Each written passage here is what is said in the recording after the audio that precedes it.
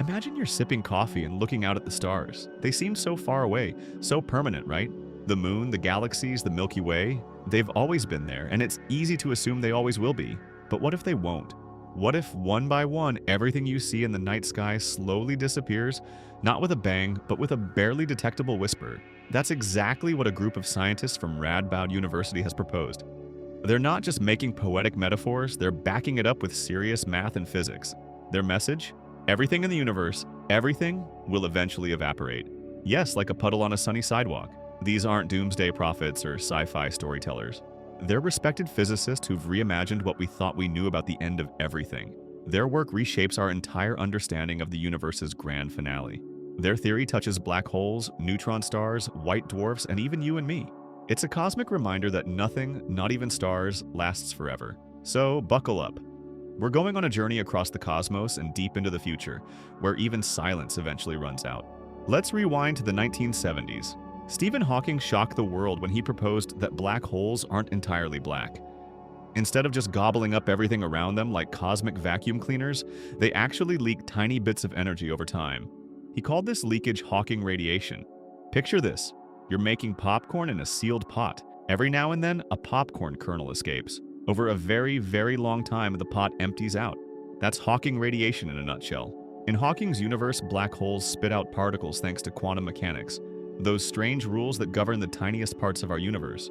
He theorized that tiny pairs of particles blink into existence near a black hole's edge. One falls in, the other flies away, stealing a teeny bit of the black hole's mass. Over billions or trillions of years, that escaping trickle adds up, and poof, the black hole eventually vanishes. It was revolutionary. Before Hawking, we thought black holes only grew larger. His idea flipped that on its head. It also tied together two previously separate worlds: Einstein's relativity, big stuff, and quantum mechanics, tiny stuff. That fusion made Hawking a legend. Enter the Radboud trio: Heino Falke, Michael Wondrak, and Walter van Zwijlacom. These guys looked at Hawking's idea and asked, why stop at black holes? They wondered, if this particle popping effect is due to gravity and quantum fields, could it happen near other extremely dense objects?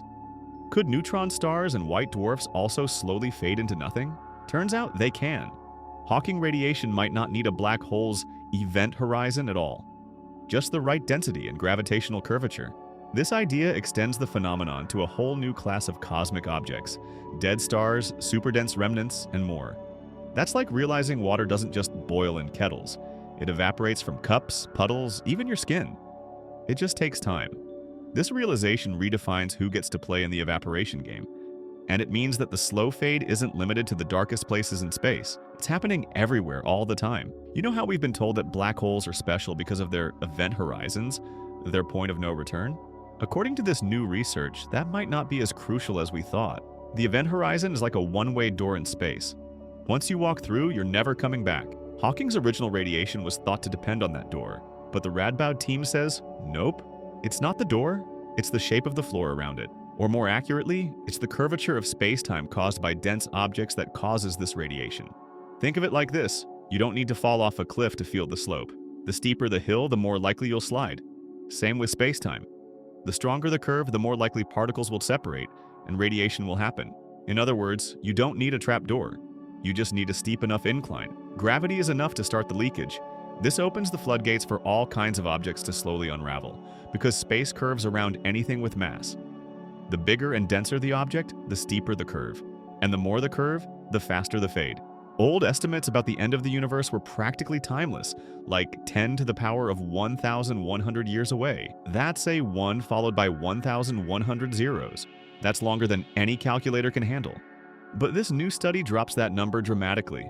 According to the math, the universe might die in just 10 to the power of 78 years, still incredibly far in the future. But now the end is at least imaginable. It's like changing a return date from never to sometime next century. Suddenly there's a deadline, even if it's cosmic in scale. White dwarfs, the stubborn glowing embers of dead stars, will be the final candles to flicker out. After that, only darkness. This new estimate doesn't just move the end closer, it sharpens our understanding of time itself. It reminds us that eternity isn't quite as eternal as we thought, and that time, even at the scale of universes, still ticks on a clock. Here's one of the most surprising parts of the study. When it comes to this radiation process, density is the key, not gravity and not even size. You might think black holes would vanish faster than neutron stars because their gravity is stronger. But it turns out they both take about the same amount of time, 10 to the power of 67 years. Why? Because black holes reabsorb some of their own radiation. Remember, they don't have a surface. They're just pure gravitational wells. That makes them kind of inefficient leakers. Neutron stars, on the other hand, have a surface. Radiation escapes more freely. So, in a strange twist of fate, super strong black holes and neutron stars end up fading on the same timeline. It's density that dictates how quickly something vanishes. The denser you are, the more intensely you bend spacetime and the more you radiate away. It's poetic in a way. The things that cling hardest to existence are the first to be undone. Feeling curious or nervous? The scientists also had some fun and calculated how long it would take for more familiar objects to evaporate. The moon? Roughly 10 to the power of 90 years. A human? Same timeline. That's longer than the sun will shine, longer than Earth will exist, and longer than galaxies will orbit each other. But eventually, yes, even you would fade, atom by atom, into the great nothing. Even though this timescale is impossibly vast, it's humbling to think about. It puts our lives into perspective. We're not just stardust. We're temporary stardust. You're like a snowflake in a warm room. Sure, it might take eons, but the melt has already started. Everything, absolutely everything, is on the clock. Here's a weird twist. You'd think that black holes with their extreme gravity would evaporate fastest. But nope, neutron stars and black holes take roughly the same amount of time. 10 to the power of 67 years. Why? Because black holes reabsorb some of their own radiation. Imagine trying to empty a bathtub, but some of the water keeps splashing back in. Neutron stars have surfaces, so their radiation escapes more cleanly. They don't recycle like black holes do. Bottom line, it's not about how big or strong you are, it's about how dense you are. The denser you are, the more intensely you bend space around you and the quicker you leak away. It's a cosmic case of what's inside counts. Density is destiny. This reshapes how we rank objects in the universe, not by size, but by how tightly packed their matter is. The tightest packers are the first to vanish. Okay, let's ask the obvious. Why should anyone care about something that takes more than a billion years to happen? Because this changes how we understand everything. It blurs the line between black holes and everything else. It challenges the idea that only extreme objects experience quantum effects. It suggests the whole universe is on the same page. It's like finding out that a rare disease isn't just rare, it's something we're all slowly developing. Suddenly, the cosmic becomes personal. And the future of space is no longer an abstract thought experiment. It's a shared destiny. Even if we don't live to see it, our atoms will. And that realization brings both wonder and a strange sense of calm. Let's think of the universe not as a booming orchestra, but as a single note slowly fading. In the beginning, it exploded into being. Now, it hums softly, but that hum is getting quieter. Just like an echo fading in a vast canyon, the cosmos is winding down. Entropy, the tendency for things to go from order to disorder, isn't just a physics term, it's a cosmic story. The stars burn out, the matter spreads thin, and the heat, once vibrant, is evenly distributed until nothing feels warm. Imagine a party where everyone slowly trickles out, the music lowers, the lights dim. That's our universe. The whisper is real. It's the signature of a cosmos running out of things to say. But whispers carry stories. Here's a mind-bending question. Is it possible to actually measure this cosmic evaporation? After all, if everything is slowly vanishing, shouldn't we be able to detect it? Short answer, not yet. This process is unbelievably slow. We're talking timescales so massive that even the oldest things we know, like the universe itself, haven't been around long enough to show even a blip of this evaporation. But theoretically, yes. If you had a perfect sensor and a few quadrillion years of patience, you could catch it in the act.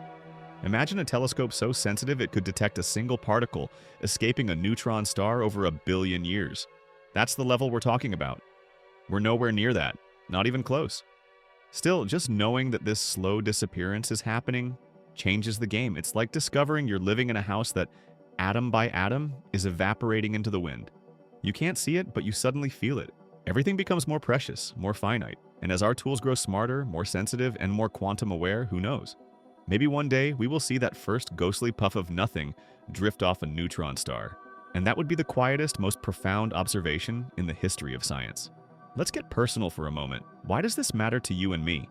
Not as curious minds, but as humans. Because there's something strangely comforting in knowing that nothing lasts forever, not even the stars. that even the most powerful forces in the universe eventually soften into silence. It means our impermanence isn't a flaw. It's a feature. It's part of the grand design. We live in a culture obsessed with permanence.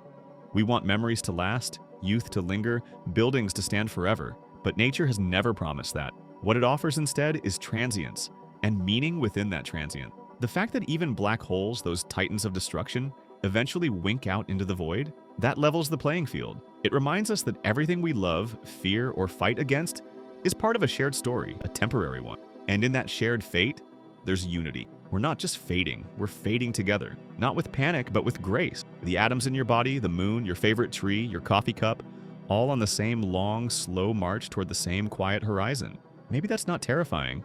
Maybe it's beautiful. Now you might be wondering, if the whole universe is on a timer, is there any way to outrun the clock? Could we build ships, find new dimensions, or hack the laws of physics to escape the fade? Science fiction writers love this idea. They imagine wormholes, time machines, or uploading consciousness into quantum cloud. It's fun to dream, but reality, not so forgiving. If this theory holds, then every bit of matter, every spark of energy, is subject to evaporation. There's nowhere to hide. Even if we built an arc the size of a galaxy, its particles would still be on the same quantum path to nothingness. But don't lose hope just yet. The future of space travel might not be about escaping entropy. It might be about experiencing as much of the universe as we can, while it's still here. Think of it like living in a snow globe.